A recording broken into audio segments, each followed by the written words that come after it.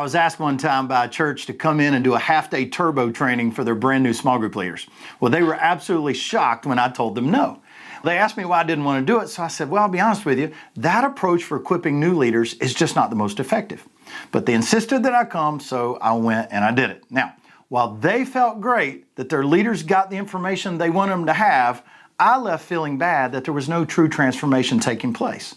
Holding classroom training is just not the most effective way to develop your new leaders.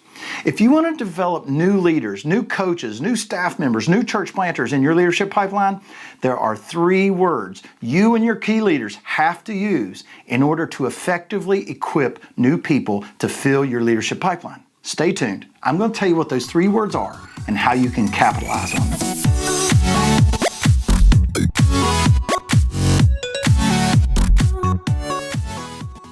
Hey guys, this is Mac Lake bringing you tips, tools, and techniques helping you develop more and better leaders. In Matthew chapter 4, early in his ministry, Jesus was walking along the Sea of Galilee when he saw 2 men that he had built a friendship with. He looked at them and he said 3 words that would radically change their lives. Come, follow me. Those 3 words changed the lives of not just those 2 men, but 10 others who would become Jesus' apostles. Now, this was no casual invitation. Jesus was extending a serious commitment. They responded by dropping their nets, giving up their careers, and following him in an amazing transformational missional journey. Now, we always think of the commitment from the disciples' perspective. But think about this. The truth is, it was a big commitment for Jesus as well. When Jesus said, come follow me, he was inviting them into a long-term developmental relationship. He was making a commitment to make a time investment in their leadership. Whatever happened to the come follow me approach to leadership development? Instead, today what we do when we do development, we say, come to my class, come to my conference, come to my orientation class. Jesus was saying, come step into the context of my life and mission. The truth is, leadership development is best done in the context of relationship. But unfortunately, we've taken leadership development out of the context of relationship and put it in the context of a classroom. So today I want to give you 4 reasons that we need to get back to the come follow me approach to leadership development. Reason number 1 is modeling is the most powerful form of learning. When you watch somebody else lead, it encodes in your brain the way they're doing things. And there's nothing more valuable than watching another person lead and then debriefing what they did well and what you could learn from them. Reason number 2, context is king for learning environments. Where do you learn to swim? Not in a classroom. You learn to swim in a swimming pool. So teaching someone else to lead in the context of leadership environment does way more than just giving them the information they need to lead. It gives them the experience. It teaches them how to think, teaches them how to make decisions in real time because they're in the context of the environment in which they'll be leading eventually. And it builds their confidence.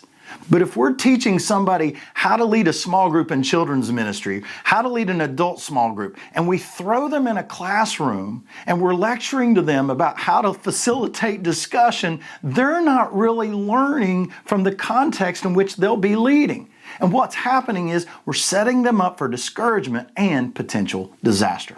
Reason number 3 is challenges come best from a relationship of trust. Listen, it takes a whole lot more than information to help a leader learn the competencies they need to lead. It requires somebody walking alongside them, challenging them to grow, challenging them to maximize their strengths, challenging them to listen to the Holy Spirit and be a Spirit-led leader. You just don't get that in a classroom. So just giving them information isn't enough. Somebody has to walk alongside that new leader and challenge them to grow. Reason number 4, invitation is a demonstration of emotional belief in that individual.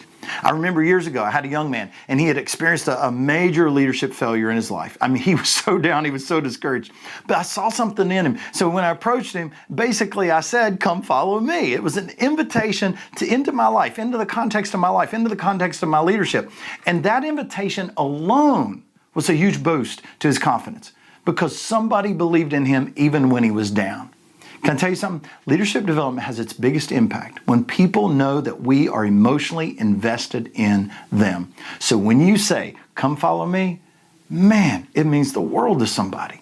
So as you look at your leadership development strategy of your church, your organization, or your ministry area, don't forget to build these 3 words into what you're doing. Come follow me. I long to see leadership development redefined as a part of the discipleship process for believers. So join me in this mission of redefining leadership development as discipleship and taking leadership development out of the classroom and getting it back into the context of leadership. Now listen, if you don't know how to do this, this is what the Leadership Pipeline training is all about. So you can go to my website, maclakeonline.com, schedule a Zoom call, and I will sit with you and assess your current situation, assess your leadership culture, give you some tips for effectively discipling leaders at your church or in your ministry, and show you a framework that can actually help you develop more and better leaders. Hey, thanks again for joining me today, and I'll see you in next week's video.